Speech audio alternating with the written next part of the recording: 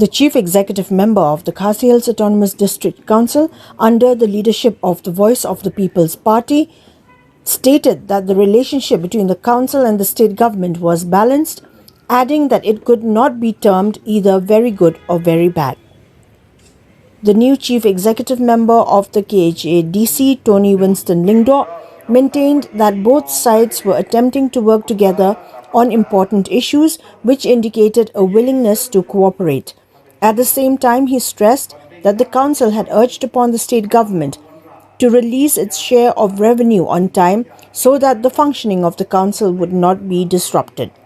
The chief executive member also informed that the council was still waiting for the state government to release a large portion of funds, pointing out that its concerns had already been placed before the subcommittee. He further remarked that during the past 6 months, the executive committee led by the VPP had been able to maintain financial discipline and prevent wasteful expenditure.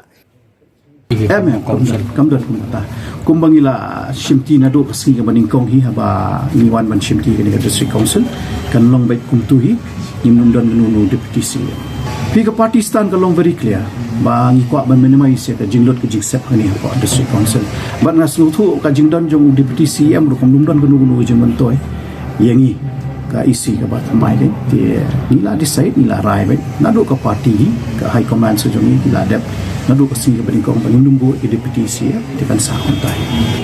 adu manta kalong kumtu ko makajulong hi kini hindu benai ka ada kan sniur kan haru kan bah kalong kumtu ko makajulong katon DM kata gaji ya try lang habang i ka jinglong ka jingman mo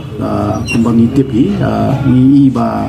ke sarkar ke persyang nak kalian kajungi mi persyang bangin ya don lang hakaju ka nongrim ne hakaju ka page mo hakabai dei berkikam na ni crucial decision ki bangin dei banyarai henry ke ba pi ong mo pi ka share do manta ti ke jingkerpat kajungi ka longba ngila dep tho ka arsin license ka state government bahkan pelat ya ka share on a timely basis ke nang ba kam lum de ko ka kajing trekam kajungi na kalian ke district council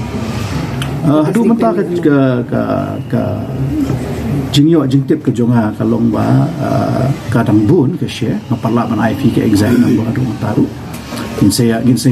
yo banya liu jingmot ani banya keren khamshai ladang ila ada banya keren ba state government ko mun umnya mo ketua komiti ke don ila ada bail ke jingto nak kan dia macam ni sekatu